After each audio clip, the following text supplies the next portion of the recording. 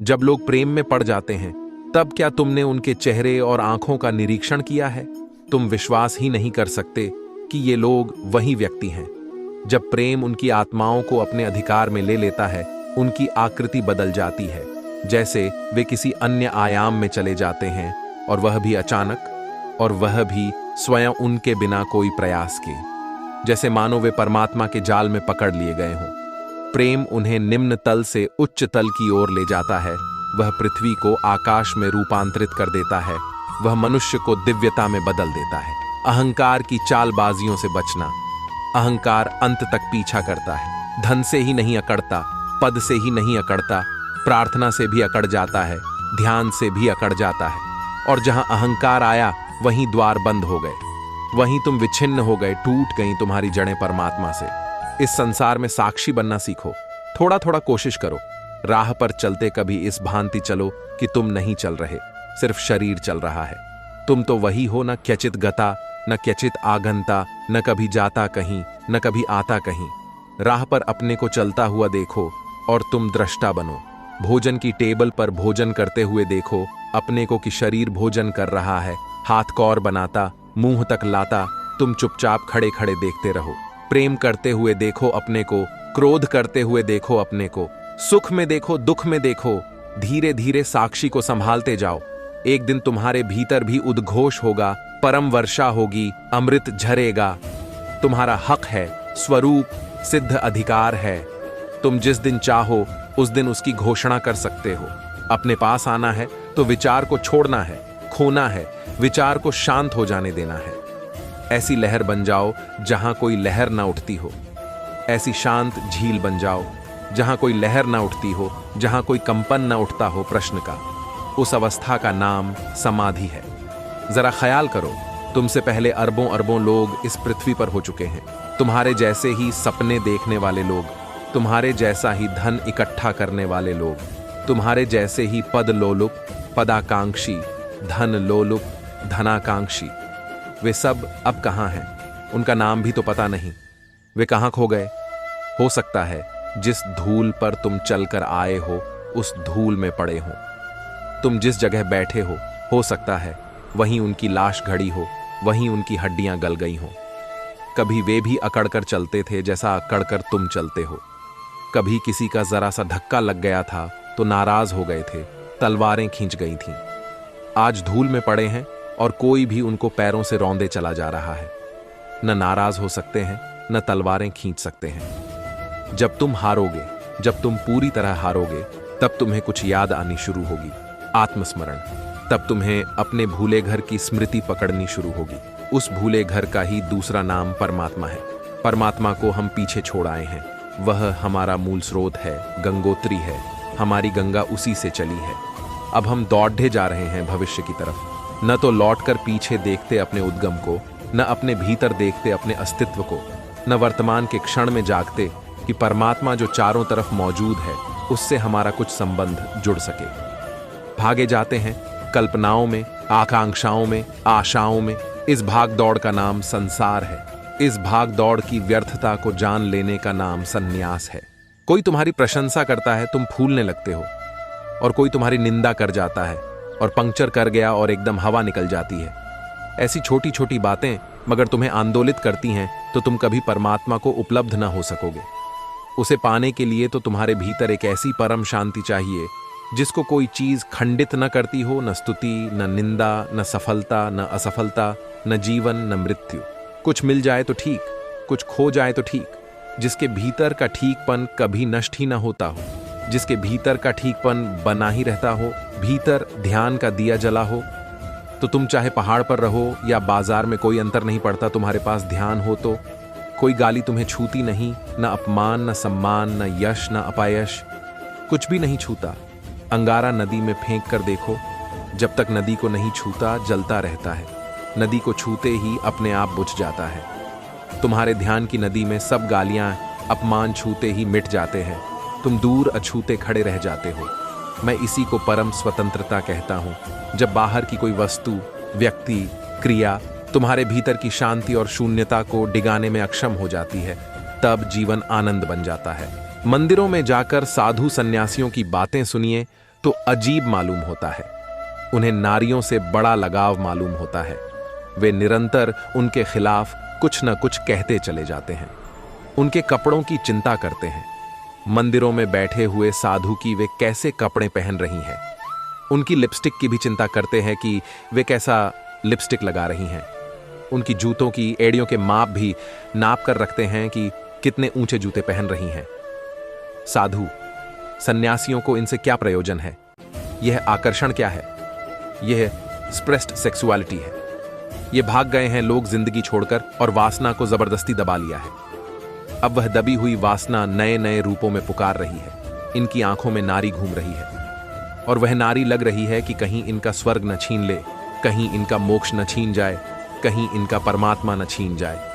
तो वे नारी के खिलाफ कहे चले जा रहे हैं, केवल जियो, जीवन से लड़ो मत, छीना झपटी न करो, चुप होकर देखो क्या होता है। जो होता है उसे होने दो, जो है उसे होने दो। अपनी तरफ से सब तनाव छोड़ दो और जीवन को बहने दो, जीवन को घटित होने दो, और जो घटित होगा मैं विश्वास दिलाता हूं वह मुक्त कर देता है। ध्यान रखो, अगर तुम बुद्ध पुरुषों की वाणी भी सुनते रहो तो धीरे धीरे तुम पाओगे तुम्हारे आसपास जो झूठ का एक जाल था वह खिसकना शुरू हो गया। स्तय की एक किरण भी गहन से गहन अंधेरे को तोड़ने में समर्थ है। यह छोटी सी किरण से जन्मों का अंधकार भी टूट जाता है। जिस व्यक्ति का आज्ञा चक्र सक्रिय नहीं है वह किसी न किसी तरह की गुलामी में रहेगा। एक गुलामी से छूटेगा, दूसरी में पड़ेगा, दूसरी से छूटेगा, तीसरी में पड़ेगा, वह गुलाम रहेगा ही। उसके पास मालिक होने का तो अभी चक्र ही नहीं है जहां से मालकियत की किरणें पैदा होती हैं। उसके पास संकल्प जैसी, विल जैसी कोई चीज ही नहीं है। तुम किसे मित्र कहते हो? जो तुम्हारी वासना में सहयोगी होता है उसी को मित्र कहते हो ना। शत्रु किसे कहते हो? जो तुम्हारी वासना में बाधा डालता है, तुम्हारे विस्तार में बाधा डालता है, तुम्हारे जीवन में अड़चनें खड़ी करता है, वह शत्रु।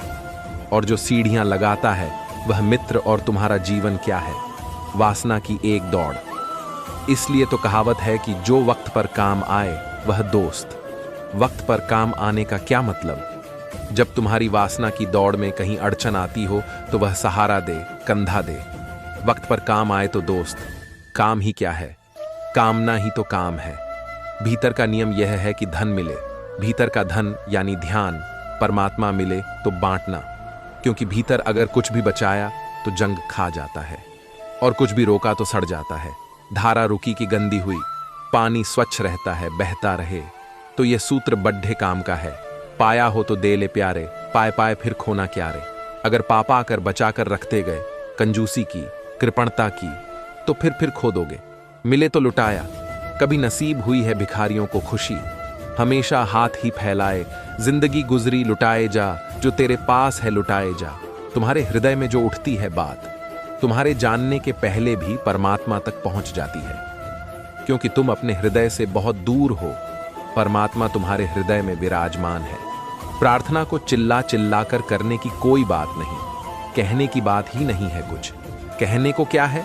परमात्मा के सामने सिर झुकाकर बैठ जाना है, असहाय होकर, प्यासे होकर उसके हाथों में अपने को छोड़ देना है। जिंदगी एक आंसुओं का जाम था, पी गए कुछ और कुछ, छलका गए। जिंदगी तो आंसुओं का एक प्याला है। जो तुम पी रहे हो वे तो आंसू ही हैं। कभी कभार शायद जीवन में सुख की थोड़ी सी झलक भी मिलती है, लेकिन वह भी संयोग निर्भर है, इसलिए उसके भी तुम मालिक नहीं। कब जिंदगी तुम पर मुस्कुरा देगी उसके तुम मालिक नहीं। इसको ही तो पुराने झाताओं ने भाग्य कहा था कि वह सब भाग्य की बात है। भाग्य का इतना ही अर्थ है कि वह संयोग की बात है। उसकी चिंता में बहुत मत पड़ो।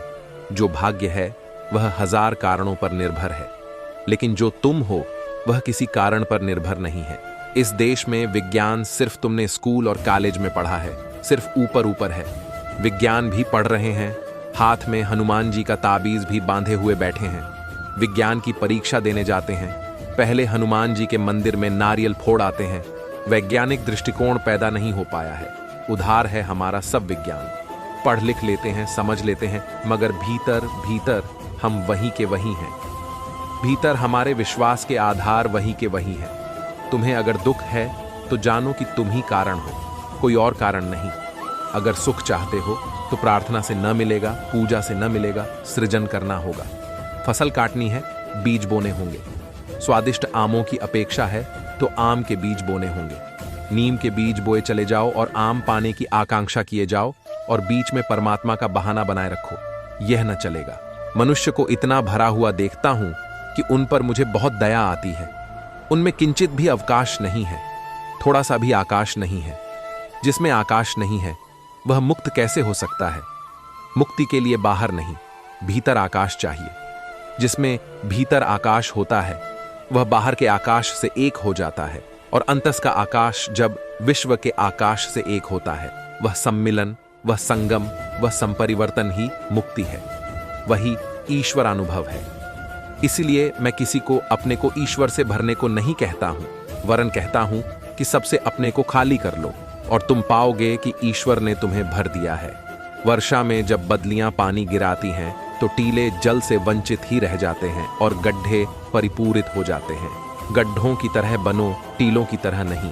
अपने के भरो मत, खाली करो, और प्रभु की वर्षा तो प्रतिक्षण हो रही है। जो उस जल को अपने में लेने को खाली है वह भर दिया जाता है। गागर का मूल्य यही है कि वह खाली है। वह जितनी खाली होती है सागर उसे उतना ही भर देता है। मनुष्य का मूल्य भी उतना ही है जितना कि वह शून्य है। उस शून्यता में ही सागर उतरता है और उसे पूर्ण करता है। अगर तुम किसी को प्रेम करते हो तो तुम उसके मालिक नहीं हो, कोई भी मालिक नहीं है। दो प्रेम पूर्ण व्यक्तियों में कोई किसी का मालिक नहीं है, न प्रेमी न प्रेमिका। सच्चाई यह है कि प्रेम उनका मालिक है। दोनों ही उनसे किसी बड़ी शक्ति से आविष्ट हैं। एक विराट ऊर्जा, एक झंझावात ने उन्हें घेर लिया है। अगर वे एक दूसरे पर मालकियत करने की कोशिश करेंगे तो वे प्रेम से चूक जाएंगे। तब फिर मालकियत संभव है। तब प्रेमी पति बन जाएगा और प्रेमिका पत्नी बन जाएगी। तब कब्जा हो सकता है। लेकिन अब वे व्यक्ति नहीं रहे, वस्तु हो गए। पति वस्तु है, पत्नी वस्तु है, तब मालकियत संभव है। मगर वे मुर्दा संबंध हैं, कानूनी नाम हैं, जीवंत व्यक्ति नहीं हैं। तुमने किसी पक्षी को मरते देखा? ऐसे सरल, ऐसे सहज, चुपचाप विदा हो जाता है। पंख भी नहीं फड़फड़ाता, शोरगुल भी नहीं मचाता। पक्षी तो इतने चुपचाप विदा हो जाते हैं, इतनी सरलता से विदा हो जाते हैं। जरा नोच खचोट नहीं, जरा शोरगुल नहीं। तुमने पशुओं को मरते देखा?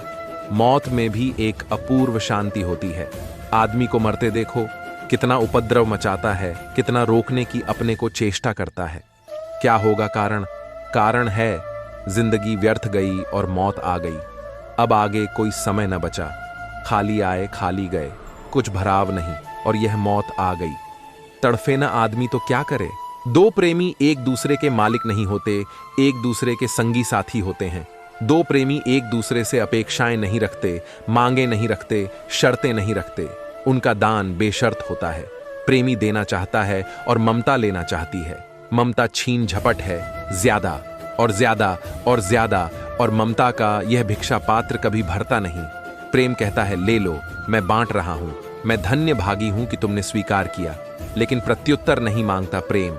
ममता देना तो चाहती नहीं और प्रत्युत्तर मांगती है। दो, ममता का स्वर है दो। हम क्या है? हम छोटे से अंश है, जैसे सागर की एक छोटी सी तरंग। तरंग चाहे कि सागर मेरे अनुकूल चले, ये कैसे होगा? और यही हम चाह रहे हैं। इसी असंभव का नाम तृष्णा है। हाँ, सागर के साथ तरंग चल सकती है तो जीतेगी, फिर कोई निराशा नहीं है। लेकिन सागर के साथ जब तरंग चलेगी तो पहले तो आशा छोड़ देनी होगी। फिर जहां ले जाए विराट, जो उसकी मर्जी। जे ही विधि राखे राम। फिर तुम्हारी कोई आशा नहीं है, इसलिए तुम्हारी कोई निराशा भी नहीं हो सकती। आशा के बीज बोओगे, निराशा की फसल काटोगे। सफलता की आकांक्षा असफलता की खाइयों में, खड्डों में गिरोगे। विजय चाहते हो, हार सुनिश्चित है। इस महागणित को ठीक से समझ लो। इसे जिसने समझ लिया वह बुद्धत्व को उपलब्ध हो गया। राजनीति तो उनके लिए है जिनके लिए कुछ और नहीं, जो मूर्ति नहीं बना सकते, जो चित्र नहीं रंग सकते, जो गीत नहीं गा सकते, जो कुछ भी नहीं कर सकते। उन सब अयोग्यों के लिए राजनीति है। आखिर अयोग्यों के लिए भी तो कुछ होना चाहिए। जिनमें और कोई योग्यता नहीं है उनमें राजनीति की योग्यता होती है। राजनीति के लिए बुद्धि नहीं चाहिए, क्योंकि बुद्धिमान आदमी इतनी बेईमानी नहीं कर सकता। कुछ तो सोचेगा। बुद्धिमान आदमी इतने धोखे नहीं दे सकता। कुछ तो विचारेगा। बुद्धिमान आदमी इतने झूठ नहीं बोल सकता। आखिर खुद की आत्मा कचोटेगी। और राजनीति तो सिर्फ झूठे आश्वासन है, सिर्फ झूठ पर झूठ।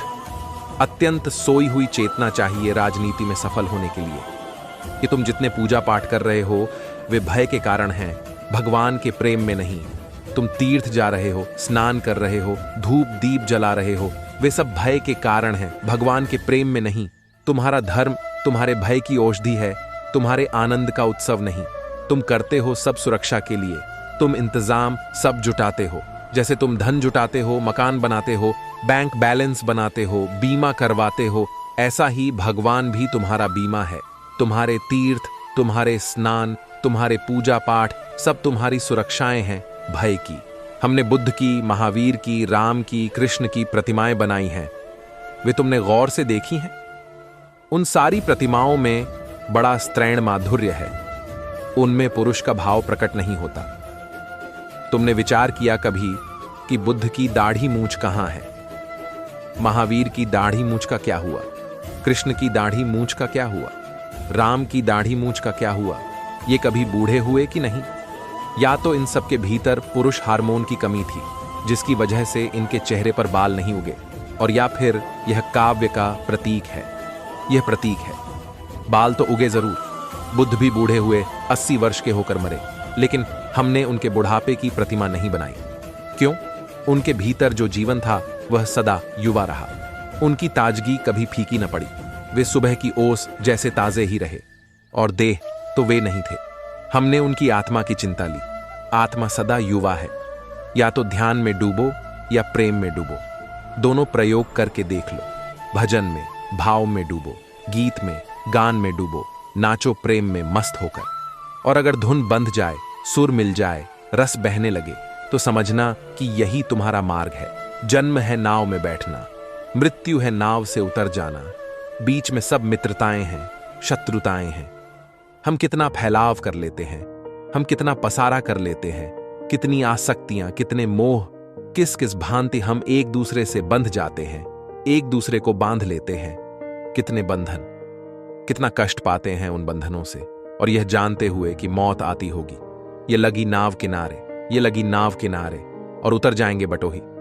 न जन्म के पहले उनसे हमारा कुछ संबंध था, न मृत्यु के बाद कोई संबंध रह जाएगा। न हम उन्हें पहले जानते थे, नाव में बैठने के पहले, नाव से उतरने के बाद, न फिर कभी जानेंगे। मगर थोड़ी देर का, घड़ी भर का साथ, और हमने कितना संसार रचा लिया। आज मैं जीऊं, यह क्षण खाली न चला जाए। यह क्षण अवसर है, इसे तुम ऐसे ही मत गंवा देना। कुछ बना लो इसका, कुछ रस ले लो इसमें, कुछ भोग लो इसे, कुछ पहचान लो इसे। इसका स्वाद उतर जाने दो तुम्हारे प्राणों में। यह ऐसा ही न चला जाए, क्योंकि अगर समय ऐसा ही जाता है तो समय को ऐसे ही चले जाने देने की आदत मजबूत होती चली जाती है। फिर धीरे धीरे समय को गंवाना तुम्हारी प्रकृति हो जाती है। भोगो इसे, चूसो इस क्षण को, निचोड़ लो इसको पूरा, इसका रस जरा भी छूट न जाए। यही परमात्मा के प्रति धन्यवाद है, क्योंकि उसने तुम्हें अवसर दिया, जीवन दिया, और तुमने ऐसे ही गंवा दिया। परमात्मा तुमसे यह न पूछेगा, मनुष्य जन्मता तो है, लेकिन जन्म के साथ जीवन नहीं मिलता, और जो जन्म को ही जीवन समझ लेते हैं वे जीवन से चूक जाते हैं। जन्म केवल अवसर है जीवन को पाने का, बीज है, फूल नहीं, संभावना है, सत्य नहीं। एक अवसर है, चाहो तो जीवन मिल सकता है, न चाहो तो खो जाएगा। प्रतिपल खोता ही है। जन्म एक पहलू, मृत्यु दूसरा पहलू। जीवन इन दोनों के पार है। जिसने जीवन को जाना उसने यह भी जाना कि न तो कोई जन्म है और न कोई मृत्यु है। साधारणतः लोग सोचते हैं जीवन जन्म और मृत्यु के बीच जो है उसका नाम है। नहीं, जीवन उसका नाम है जिसके मध्य में जन्म और मृत्यु बहुत बार घट चुके हैं, बहुत बार घटते रहेंगे। तब तक घटते रहेंगे जब तक तुम जीवन को पहचान न लो। जिस दिन पहचाना, जिस दिन प्रकाश हुआ, जिस दिन भीतर का दिया जला, जिस दिन अपने से मुलाकात हुई, फिर उसके बाद न कोई लौटना है, न कहीं आना, न कहीं जाना। जीने का कोई और उपाय नहीं है। आज ही है और आज ही जीना है। जीने जैसा लगे या न लगे इससे कोई फर्क नहीं पड़ता। जीने का और कोई ढंग है ही नहीं। जीना तो यही होगा। कल के भुलावे में मत पड्डड़ हो। कल के भुलावों ने बहुतों को डुबाया है। मंदिर, मस्जिद, गुरुद्वारा एक बिल्कुल अलग डायमेंशन है जहां लेने देने की दुनिया नहीं है। इसीलिए जिन्होंने मंदिर को लेन देन की दुनिया बनाया उन्होंने मंदिर को गिराया। जिन्होंने मंदिर को बाजार बनाया उन्होंने मंदिर को नष्ट किया। जिन्होंने मंदिर को भी दुकान बना लिया उन्होंने मंदिर को नष्ट कर दिया। धार्मिक स्थल लेन देन की दुनिया नहीं है, सिर्फ एक विश्राम है, एक विराम है जहां आप सब तरफ के थके मांदे चुपचाप सिर छिपाते हैं। वहां की कोई शर्त नहीं है कि आप इस शर्त से आओ, इतना धन हो तो आओ, इतना शान हो तो आओ, कि इतनी प्रतिष्ठा हो तो आओ, कि ऐसे कपड़े पहनकर आओ कि मत आओ। वहां की कोई शर्त नहीं है, आप जैसे हो मंदिर आपको स्वीकार कर लेगा। कहीं कोई जगह है जहां जैसे आप हो वैसे ही आप स्वीकृत हो जाओगे। जिसको हम जीवन कहते हैं वह कहना भर है। जीवन तो किसी बुद्ध का होता है, किसी महावीर का होता है, किसी नानक का, किसी जीसस का। जीवन तो थोड़े से लोग जीते हैं, अधिकतर लोग जो जन्मते हैं और मरते हैं, और जन्मते और मरने के बीच में जो विराट अवसर मिलता है उसको ऐसे गंवा देते हैं जैसे मिला ही ना हो। खोज सकते थे खजाना, ऐसी संपदा पा सकते थे जो फिर कभी छीनी न जाए, लेकिन गंवा देते हैं ऐसी संपदा को इकट्ठी करने में जिसका छिन जाना सुनिश्चित है, जिसको कोई भी बचा नहीं पाया, जिसे कोई अब भी अपने साथ नहीं ले जा पाया। मौत आती है और तुम भिखारी के भिखारी जाते हो। बड़े से बड़ा सम्राट भी भिखारी की तरह जाता है। दिन में तुम पति थे, पत्नी थे, मां थे, पिता थे, बेटे थे। रात सो गए, सब खो गया, न पिता रहे, न पत्नी, न बेटे। दिन तुम अमीर थे, गरीब थे, रात सो गए, न अमीर रहे न गरीब। दिन तुम क्या थे, रात सो गए, सब खो गया। दिन में जवान थे, के थे, रात सो गए, न जवान रहे न बूढ़े। सुंदर थे, असुंदर थे, सब खो गया। सफल असफल सब खो गया। रात ने दिन को पहुंच दिया। रात जब सो जाते हो तब सब भूल जाता है, सब झूठ हो जाता है। तुम्हारे मन में अगर किसी को भी दुख देने का जरा सा भी भाव है तो तुम अपने लिए बीज बो रहे हो, क्योंकि तुम्हारे मन में जो दुख देने का बीज है वह तुम्हारे ही मन की भूमि में गिरेगा, किसी दूसरे के मन की भूमि में नहीं गिर सकता। बीज तो तुम्हारे भीतर ही होगा, फल भी तुम ही भोगोगे। चेतना हमारी बह रही है, जो हमारे पास है वह बेकार, और जो दूसरों के पास है वहां स्वर्ग। और जब तक मैं उसे न पालूं तब तक बेचैनी, और पाते ही वह बेकार हो जाता है, क्योंकि जैसे ही पा लिया वह मेरा हो गया। फिर नजर और पर जाने लगी। ये जो दूसरे पर जाती नजर है सदा दुख लाती है, और संतुष्टि का तो कोई आयात इससे खुल नहीं सकता। तुम व्यर्थ की चीजें ही घर में इकट्ठी नहीं करते। ध्यान रखना, तुम व्यर्थ के विचार भी इकट्ठे करते हो। कोई आदमी तुम्हें सुना रहा है कुछ भी, तुम सुनते जाते हो। अखबार में तुम कुछ भी पढ़ते हो, तुम यह भी नहीं पूछते कि ये विचार इकट्ठे करने हैं। तुमने कभी किसी आदमी से कहा कि भाई इन बातों की मुझे कोई भी जरूरत नहीं। कोई आदमी किसी की निंदा कर रहा है, कोई अफवाह सुना रहा है, तुमने कभी बीच में टोका कि इसकी मुझे कोई भी जरूरत नहीं, क्यों कचरा मेरी खोपड़ी में डाल रहे हो? डाल देना आसान है, निकालना मुश्किल है। ध्यान करने वालों से पूछो, जब वे निकालने बैठते हैं तब वह निकलता नहीं, वह जड़ें जमा ली हैं उसने, और इकट्ठा करते वक्त होश नहीं रखा। समाज व्यक्ति का शत्रु है। समाज तुम्हें भेड़ों की भांति चाहता है, व्यक्तियों की भांति नहीं, क्योंकि व्यक्ति के साथ ही बगावत का स्वर शुरू हो जाता है। व्यक्ति के साथ ही होश, और जैसे ही होश की पहली किरण उतरी कि व्यक्ति अपने मार्ग को खोजने में लग जाता है, फिर वह भीड़ के पीछे नहीं चलता। कितना ही सुंदर राजपट हो, कितना साफ सुथरा हो, कंट का कीर्ण न हो, फिर भी वह भीड़ की पीठ के साथ नहीं चलता। वह अपना रास्ता बनाना शुरू करता है। होश जैसे ही आया कि तुम समाज से टूट जाते हो, तुम पहली दफा स्वयं होते हो, और स्वयं होने में बगावत है, विद्रोह है, क्रांति। इसलिए कोई समाज बर्दाश्त नहीं करता व्यक्ति को। जिस दिन तुम ये जान लोगे कि यहां स्वयं को जानने के अलावा कुछ भी जानना बेकार है, उस दिन से आनंद के द्वार खुल जाएंगे। मैं तुमसे कहता हूं कि धन में दुख नहीं है, दुख तुम्हारी आदत है। हां, बिना धन के शायद तुम उतने दुखी नहीं हो पाते, क्योंकि धन चाहिए ना खरीदने को। दुख भी खरीदने के लिए धन तो चाहिए, अवसर तो चाहिए। तुम वेश्यालय नहीं गए क्योंकि सुविधा नहीं थी। तुम सज्जन थे क्योंकि दुर्जन होने के लिए भी मौका चाहिए। तुमने जुआ नहीं खेला क्योंकि खेलने के लिए भी तो पैसे चाहिए। तुम लड़े झगड़े नहीं क्योंकि कौन झंझट में पड्ढे, अदालत, मुकदमा, वकील। लेकिन तुम्हारे पास पैसे आ जाएं तो ये सारी वृत्तियां तुम में भरी पड़ी हैं और ये सारी वृत्तियां प्रकट होने लगेंगी। कंजूस प्रेम नहीं कर सकता और प्रेमी कंजूस नहीं हो सकता। आदमी कंजूस इसलिए हो जाता है कि प्रेम की जोखिम नहीं उठा पाया। व्यक्तियों से प्रेम नहीं कर पाया तो वस्तुओं से प्रेम करने लगता है। वस्तुओं से प्रेम करने में एक सुविधा है, खतरा नहीं है। व्यक्तियों से प्रेम करने में बड़ा खतरा है। किसी स्त्री के प्रेम में पड़ोगे, खतरे में पड़े। किसी पुरुष के प्रेम में पड़ोगे, खतरे में पड़े। किसी मित्र से मैत्री बांधोगे, खतरा शुरू हुआ, क्योंकि कल मित्र बीमार होगा तो सहायता भी करनी होगी। कल मित्र मुसीबत में पड़ेगा तो उसकी चिंता भी लेनी होगी। वस्तुओं से प्रेम करने में खतरा नहीं है, इसीलिए कृपण आदमी वस्तुओं से प्रेम करता है। कुछ लोग अपना सारा जीवन इसमें ही व्यतीत करते हैं कि उनके बच्चे बड़े हों, उनके बच्चे शिक्षित हों, उनके बच्चे विवाहित हों, उनके बच्चे व्यवस्थित हो जाएं। उनसे कोई पूछे कि यही तुम्हारे पिता कर रहे थे तुम्हारे लिए, यही तुम्हारे बच्चे उनके बच्चों के लिए करेंगे, ये गोरख धंधा किस लिए है? तुम्हारे पिता इसलिए जिए कि तुम बड़े हो जाओ, शिक्षित हो जाओ, व्यवस्थित हो जाओ। तुम इसलिए जी रहे हो कि तुम्हारे बच्चे बड़े हो जाएं। तुम्हारे बच्चे भी इसलिए जिएंगे। इस जीने का प्रयोजन क्या है? अगर दो आदमी सड़क पर लड़ रहे हों तो कोई नहीं कहता अश्लील है, लेकिन दो लोग गले में हाथ डालकर एक वृक्ष के नीचे बैठे हैं तो लोग कहेंगे अश्लील है। हिंसा अश्लील नहीं है, प्रेम अश्लील है। प्रेम क्यों अश्लील है? हिंसा क्यों अश्लील नहीं है?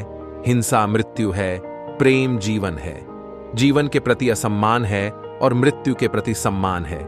देखिए कितनी हैरानी की बात है। युद्ध की फिल्में बनती है, कोई सरकार उन पर रोक नहीं लगाती। हत्या होती है, खून होता है फिल्म में, कोई दुनिया की सरकार नहीं कहती कि अश्लील है। लेकिन अगर प्रेम की घटना है तो सारी सरकारें चिंतित हो जाती हैं। हम बच्चों पर शादी थोप देते थे। लड़का कहे कि मैं लड़की को देखना चाहता हूं, वह ठीक, यह उसका हक है। लेकिन लड़की कहे मैं भी लड़के को देखना चाहती हूं, लड़की कहे कि मैं लड़के के साथ 2 महीने रहना चाहती हूं, आदमी जिंदगी भर साथ रहने योग्य है भी कि नहीं? तो हो गया चरित्र का ह्रास, पतन हो गया। और इसको तुम चरित्र कहते हो कि जिससे पहचान नहीं, संबंध नहीं, कोई पूर्व परिचय नहीं, इसके साथ जिंदगी भर साथ रहने का निर्णय लेना, ये चरित्र है। तो फिर अज्ञान क्या होगा? ध्यानी हो तो शिव जैसा हो। ध्यान का अर्थ होता है न विचार, वासना, न स्मृति, न कल्पना। ध्यान का अर्थ होता है भीतर सिर्फ होना मात्र। इसीलिए शिव को मृत्यु का, विध्वंस का, विनाश का देवता कहा है, क्योंकि ध्यान विध्वंस है। विध्वंस है मन का। मन ही संसार है, मन ही सृजन है, मन ही सृष्टि है। मन गया कि प्रलय हो गई। ऐसा मत सोचो कि किसी दिन प्रलय होती है। ऐसा मत सोचो कि एक दिन आएगा जब प्रलय हो जाएगी और सब विध्वंस हो जाएगा। नहीं, जो भी ध्यान में उतरता है उसकी प्रलय हो जाती है। जो भी ध्यान में उतरता है उसके भीतर शिव का पदार्पण हो जाता है। ध्यान है मृत्यु, मन की मृत्यु, मैं की मृत्यु, विचार का अंत। शुद्ध चैतन्य रह जाए, दर्पण जैसा खाली, कोई प्रतिबिंब न बने। दान से इतना ही मत समझ लेना कि चले गए और मंदिर में 2 पैसे दान कराए। ये फिर उसी गणित की बात हो गई, होशियारी की बात हो गई कि चलो कुछ दे लो, हो कहीं परमात्मा किसी दिन तो कहने को रह जाएगा कि हमने दान भी किया था। ये दान दान नहीं है जो प्रतिकार मांगता है। ये दान दान नहीं है जो पुरस्कार मांगता है। ये दान दान नहीं है जो हेतुपूर्वक दिया गया है। दान तो तभी दान है जब आनंद से दिया गया है, अहेतुक देने के ही मजे से दिया गया है, देने में ही जिसका पुरस्कार मिल गया है, जिसके पीछे लेने का कोई विचार ही नहीं है, जिसके पीछे न तो पुण्य की कोई धारणा है, न स्वर्ग और बैकुंठ में कुछ सुख पाने का कोई आयोजन है, जिसके पीछे कोई आयोजना ही नहीं है, वही दान है। तुम क्यों चाहते हो कि बेटे हो? तुम चाहते हो तुम्हारे बेटे तुम्हारे प्रतिनिधि हों। तुम चाहते हो तुम्हारे बेटे बस तुम्हारी शक्लों को फिर फिर दोहराते रहे। तुम चाहते हो तुम्हारे बेटे तुम्हारी अनुकृतियां हों, कार्बन कॉपी। तुम उन्हें थोड़े ही चाहते हो। तुम मर जाओगे ये तुम्हें पता है। तुम बेटों की शक्ल में अपने को फिर जिंदा रखना चाहते हो, बस। इसलिए इस देश में तो कहा जाता है कि जिसको बेटा पैदा ना हो उसका जीवन अकारठ। बेटा होना ही चाहिए। अगर अपना न हो तो चलो किसी दूसरे का गोद ले लेना, लेकिन बेटा होना ही चाहिए। क्यों होना चाहिए बेटा? क्योंकि बेटे के कंधे पर चढ़कर तुम्हारा अहंकार चलता रहेगा। तुम तो चले जाओगे, लेकिन कोई तो रहेगा नाम लेवा, कोई तो होगा तुम्हारी साख को चलाएगा। तुम्हारी दुकान तो चलती रहेगी। ये तो अहंकार का ही विस्तार है। अपने भोजन के लिए किसी को कष्ट मत देना, दुख मत देना। इतना ही विचार काफी है। जब भोजन बिना किसी को दुख दिए हो सकता हो, तो पशुओं को काटना और मारना अनुचित है। जब फल और सब्जियां और अनाज तुम्हारे लिए परिपूर्ण पौष्टिक हो जाते हों, तो क्या जरूरत है कि पशुओं को मारो? क्या जरूरत है इतना दुख देने की? और अगर इतना दुख तुम दोगे तो स्वभावतः तुम कठोर होते चले जाओगे। मांसाहारी कठोर होगा ही नहीं तो मांसाहार कैसे करेगा? और जब कठोर होगा तो मनुष्यों के साथ भी कठोर होगा। अब कठोरता कोई नियम थोड़े ही मानती है कि इसके साथ कठोर होंगे, उसके साथ कठोर नहीं होंगे। और जब कठोर होगा तो अपनों के साथ भी कठोर होगा, परायों के साथ ही थोड़े कठोर होगा। और जब कठोर होगा तो अपनों के ही साथ नहीं, अपने साथ भी कठोर होगा। कठोरता तो एक भीतर बैठ गई चट्टान की तरह है। सबसे पहले तो खुद के प्रति कठोर हो जाएगा, दुष्ट हो जाएगा। आंखों से भरोसा जीत सकते हैं, नजरें मिलाकर बात किया करें। जब आप नजरें मिलाने से बचते हैं तो सामने वाले पर अच्छा प्रभाव नहीं छोड़ते। आप उन्हें संदेश देते हैं कि आप में आत्मविश्वास की कमी है। नजरें मिलाकर बात करने से सामने वाले को संदेश जाता है कि आप ईमानदार और सच्चे हैं, आत्मविश्वास से भरे हैं। लोगों से हमेशा आंख मिलाकर बात किया करें। इससे सामने वाला आप पर ज्यादा भरोसा करेगा। जोश और उत्साह बना रहे जीवन में ऐसा कोई काम न करें जिसमें आपकी रुचि न हो, क्योंकि जिस काम में आपकी रुचि नहीं होती उसे आप अधूरे मन से करते हैं। अगर जीवन में आगे बढ़ना है तो जोश काम आता है। बिना जोश के आपके मन में निराशा के भाव पैदा होंगे और आप कभी आगे नहीं बढ़ पाएंगे। यदि मन में जोश और उत्साह है तो सफलता मिलने तक डटे रहेंगे। स्वतंत्र रहना सिखाएगा। एकांत मेंटल साइलेंस क्यों जरूरी है? शोध दावा करते हैं कि जो लोग अकेले में ज्यादा समय बिताते हैं वो फिजिकल, मेंटल, इमोशनल स्ट्रेस से मुक्त रहते हैं। मनुष्य शरीर को इस तरह डिजाइन नहीं किया गया है कि वो लोगों से घिरा रहे। जहां राजा महाराजा कुछ पल अकेले बिताने और ध्यान लगाने जाते थे। एकांत मनुष्य का दोस्त है। एकांत स्वतंत्र रहना सिखाता है। मलिन विचार सीधे नर्वस सिस्टम पर आक्रमण करते हैं। मजबूत और स्वच्छ विचार शरीरम को ताकत देते हैं। शोध बताते हैं तनाव से पेट खराब होता है। साइलेंस या मेडिटेशन फायदा करता है। प्रसन्न रहना बहुत सरल है, लेकिन सरल होना बहुत कठिन है। सिर्फ तर्क करने वाला दिमाग एक ऐसे चाकू की तरह है जिसमें सिर्फ ब्लेड है। यह इसका प्रयोग करने वाले को घायल कर देता है। मित्रता की गहराई परिचय की लंबाई पर निर्भर नहीं करती। प्रत्येक शिशु यह संदेश लेकर आता है कि ईश्वर अभी मनुष्यों से निराश नहीं हुआ है।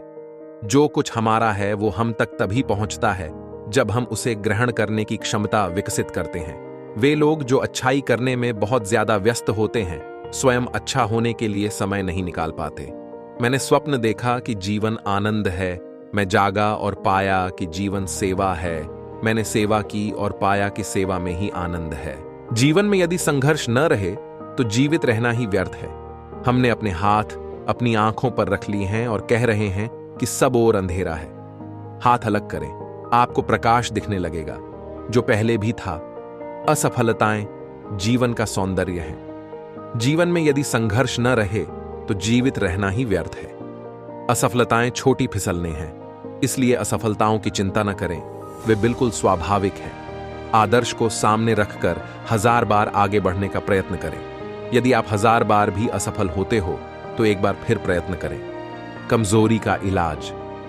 कमजोरी का विचार करना नहीं बल्कि शक्ति का विचार करना है, जो कि मनुष्य में पहले से ही है।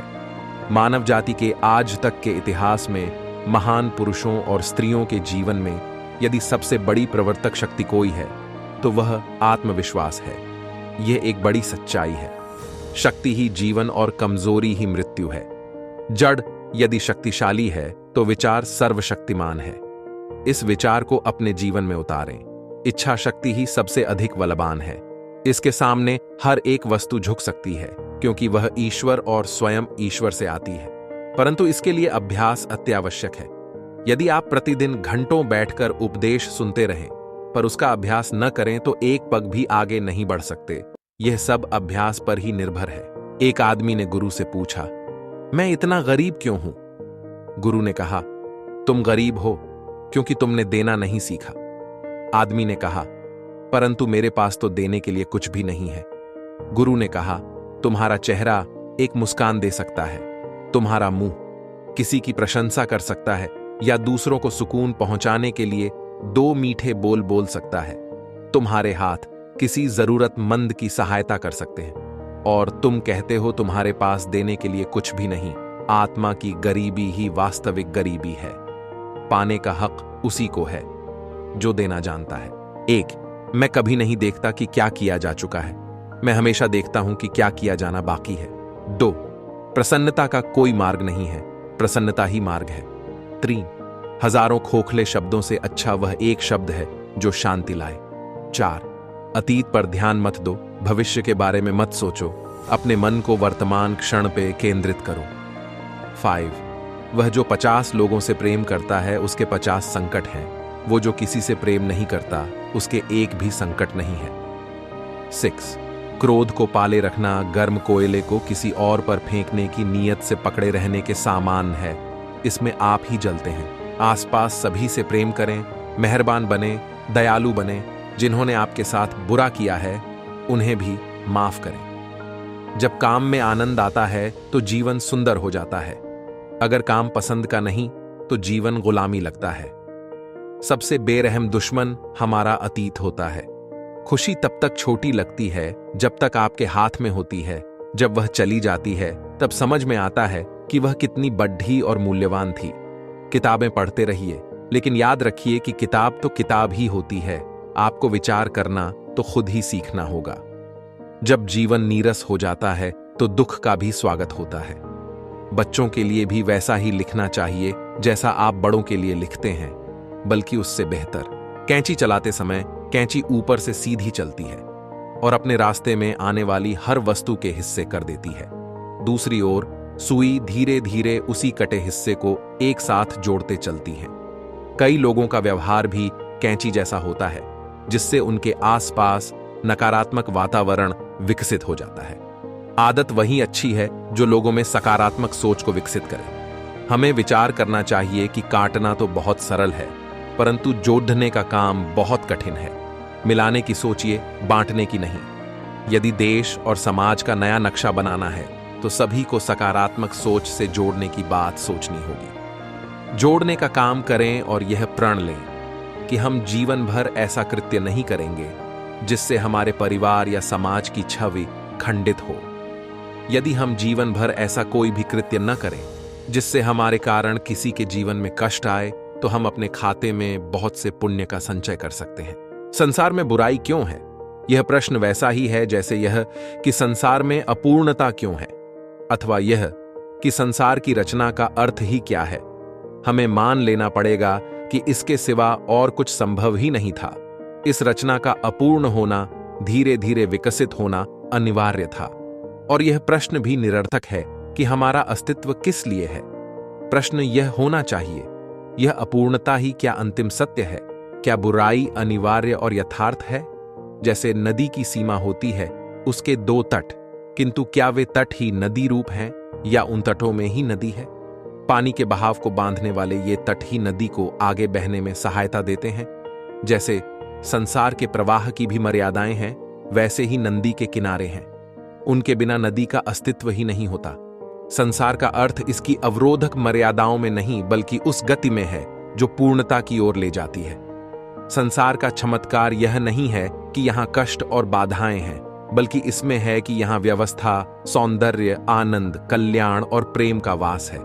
सबसे बड़ा चमत्कार इस कल्पना में है कि मनुष्य में ईश्वर का वास है। मनुष्य ने अपने जीवन की गहराई में यह अनुभव किया है कि जो अपूर्ण दिखाई देता है वह पूर्ण की शुरुआत है। उसमें विकसित होते रूप का दर्शन है। जो सीमित है वो सीमाओं में बंधा हुआ नहीं है, उसमें भी गति है। वह हर क्षण बंधनों को तोड़ रहा है।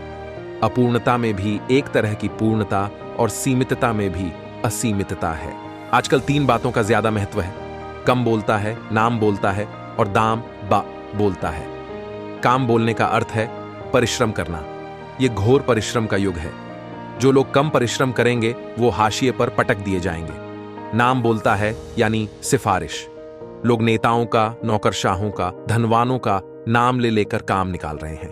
और तीसरी बात, दाम यानी रिश्वत, भ्रष्टाचार। यह भी बहुत बड़ा माध्यम है सफलता का। एक उच्च पुलिस अधिकारी ने मुझे बताया कि अब जो समस्या आगे बढ़ने वाली है उसमें है विवाह नाम की संस्था, साइबर क्राइम और जातिगत अपराध। अब जाति या तो पूछी जाती है या मालूम की जाती है। स्थानांतरित होकर आए एक अधिकारी को अपने यहां लिखना पड़ा कि कृपया हार, फूल और शॉल लेकर स्वागत करने ना आए, क्योंकि उन्हें भी जाति देखकर ही सम्मानित किया जा रहा था। यह दृश्य आम हो गया है। ये तीनों उन लोगों के जीवन में भी उतर आईं जिनका संबंध भगवान से है, जो अपने को भक्त कहते हैं, धार्मिक कहते हैं। 9 तरह की भक्ति तो शास्त्रों में कही गई है, पर 10वीं भक्ति यह की जाए कि इन तीनों से मुक्त रहें। 1. प्रकृति का पहला नियम। यदि खेत में बीज न डालें जाएं, तो कुदरत उसे घास फूस से भर देती है। ठीक उसी तरह से दिमाग में अगर सकारात्मक विचार न भरे जाएं, तो नकारात्मक विचार अपनी जगह बना ही लेते हैं। 2. प्रकृति का दूसरा नियम। जिसके पास जो होता है वह वही बांटता है। सुखी सुख बांटता है, भ्रमित भ्रम बांटता है, भयभीत भय बांटता है। 3. प्रकृति का तीसरा नियम। आपको जीवन में जो भी मिले उसे पचाना सीखो, क्योंकि भोजन न पचने पर रोग बढ़ते हैं, पैसा न पचने पर दिखावा बढ़ता है, बात न पचने पर चुगली बढ़ती है, प्रशंसा न पचने पर अहंकार बढ़ता है, निंदा न पचने पर दुश्मनी बढ़ती है, राज न पचने पर खतरा बढ़ता है, दुहक न पचने पर निराशा बढ़ती है, सुख न पचने पर पाप बढ़ता है। जो मजबूत हैं वो वही करते हैं जो उन्हें करना है, और जो कमजोर हैं वो वही मानते हैं जो उन्हें मानना है। बिना समझ के कोई भी ज्ञान बेकार है। खुशी आजादी पर और आजादी बहादुरी पर निर्भर है। केवल मानव स्वभाव ही है जो इतिहास से चला आ रहा है और आज तक कायम है। सच की तलाश में मनुष्य कितने कम कष्ट उठाता है। जो आसानी से हाथ लग जाए उसे स्वीकार कर लेता है। बड़े खतरे उठाकर ही बड़ी प्रतिष्ठा हासिल होती है। एहसान लेकर नहीं, एहसान करके ही हम अपने दोस्तों को बचाते हैं। युद्ध में हथियार से ज्यादा पैसा मायने रखता है। खतरे को आराम देती है उम्मीद। मैं दुश्मन के इरादों से ज्यादा अपनी गलतियों से घबराता हूं। किया हुआ कभी व्यर्थ नहीं जाता, उसका यश या अपयश जरूर मिलता है। सीता जी को 2 बार वनवास हुआ था। उनका पहला वनवास उनका नहीं, श्री राम का था, पर वे राम के साथ गई। दूसरी बार उन्हीं का वनवास था जो श्री राम ने उन्हें दिया था। वन में स्त्रियों ने सीता से पूछा था कि श्री राम के वनवास में आप उनके साथ गई, तो आपके वनवास में राम आपके साथ क्यों नहीं आए? श्री राम के इस निर्णय पर आज तक दुनिया सवाल उठाती है। तब वाल्मीकि जी से पूछा था कि इस पूरे घटनाक्रम पर आप क्या कहेंगे? वाल्मीकि ने कहा था, किए हुए का अपयश या यश मिलता ही है। सीता वनवास में श्री राम के साथ गई। दृश्य देखेंगे तो सभी कहेंगे कि राम आगे हैं और सीता पीछे हैं, पर जब भी संसार में वाणी से इनको याद किया जाएगा तो सीता आगे होंगी और राम पीछे। ये सीता जी का यश है, उनके त्याग का परिणाम है। इसलिए जीवन में जब किसी के लिए संघर्ष या त्याग करना पड़े तो ये सोचकर करिएगा कि यश और अपयश जो भी है मिलेगा ही। एक आत्मविश्वास बनाए रखिए। सीता भक्ति का प्रतीक है और भक्त सदैव भगवान के भरोसे आत्मविश्वास से लबालब रहता है। आप कब समझ पाते हैं? समझ कब आती है? जब मन बहुत शांत होता है, चाहे वह पल भर के लिए हो। जब विचारों सरल, स्पष्ट और मुक्त होता जाता है। आखिर विचार शब्द ही तो हैं, और यह शब्द ही है जो हस्तक्षेप करता है। ज्ञान की तुलना प्रज्ञा से नहीं जा सकती। जानकारी शक्ति समझबूझ नहीं है। समझ विक्रय की चीज नहीं होती। न तो इसका संचय किया जा सकता है, न रटा जा सकता है। इसका आगमन तो अहं के, स्व के निषेध से होता है। समझ बुद्धिमत्ता ग्रंथों में नहीं ढूंढी जा सकती।